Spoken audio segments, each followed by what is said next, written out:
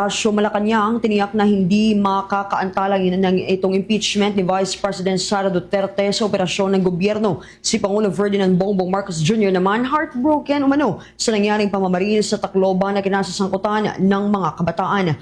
May report si Bombo Annalise Subirano.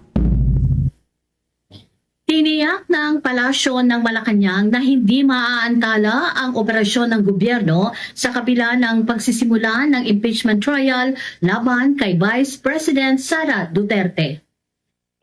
Ayon kay Palace Press Officer Undersecretary Claire Castro, tuloy ang trabaho ng ehekutibo sa kabila ng anumang issue at hindi nila papayagan na maantala ang mga programa ng administrasyon dahil lamang sa mga obstructionist. Sa panig ng Senado, iginitang Malacanang, may sariling mandato ang mga senador bilang impeachment court at mambabatas at inaasahang tatapusin nila ang kanilang tungkulin. Umaasa rin ang palasyo na hindi magkakaroon ng pagboboykot muli sa mga sesyon ng Senado. Pakinggan natin si Palace Press Officer Undersecretary Claire Castro sa pagtatanong ng Bombo Radio.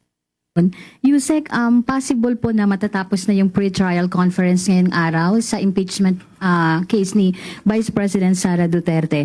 Kung magpapatuloy po ang Senado sa paglilitis ng impeachment laban kay BP Sara, ano ang katiyakang maibibigay ng Malacanang na hindi maantala o maapektuhan ang operasyon ng gobyerno at ano ang mensahe ng Pangulo sa mga Pilipinong nagkakaroon daw umano ng pagkahati-hati dahil sa usapin ng impeachment? Ang ehekutibo po, ang Pangulo, hindi po naaantala ang mga proyekto. Patuloy po nagtatrabaho kahit ano pa po ang issue. Maliban lamang po kung may mga taong gusto talaga maantala ang proyekto ng Pangulo. Pero siyempre po yan po ay lalabanan. At hindi papayagan na maantala ang mga proyekto ng gobyerno dahil lamang sa ibang mga obstructionist. Ang Senado naman po ay may sarili po silang mandato.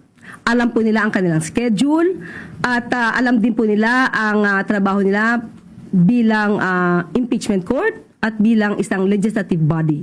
Alam po nila kung kailan dapat gumawa ng batas at kailan kailangan na humarap bilang senator judges sa isang impeachment court.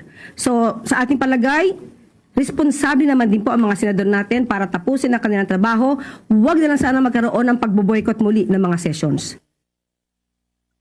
Samantala, sa usapin ng umano'y pagkakahati-hati ng publiko dahil sa impeachment, sinabi ng Malacanang layunin ng transparency at accountability ay para sa taong bayan na hindi dapat magdulot ng pagkawatak-watak. Ayon kay Castro, ang tunay na sanhi ng pagkahati-hati ay ang fake news at ang pagtatangkang itago ang mga ebidensya. Pakinggan natin muli si Palace Press Officer Undersecretary Claire Castro. Mensahe ni Pangulong Marcos doon sa mga Pilipinong nagkakaroon doon ng paghati-hati dahil sa usapin ng impeachment.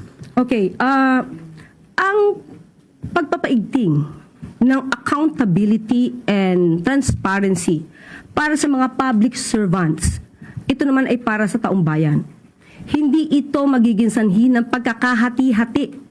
Ang magiging ugat lang naman ng pagkakahati-hati ng mga Pilipino ay kung mayroong mga taong gumagawa ng fake news at mga taong gustong itago o mag-cover up ng mga ebidensya para makalusot ang kanilang mga pinupuon o iniidolo.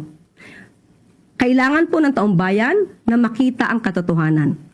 Pag nakita po natin ang katotohanan, mas lalo tayo magkakaisa dahil alam natin kung kailan tayo dapat maniwala. Samantala, heartbroken si Pangulong Ferdinand Marcos Jr. sa nangyaring karahasan sa San Jose National High School sa Tacloban City.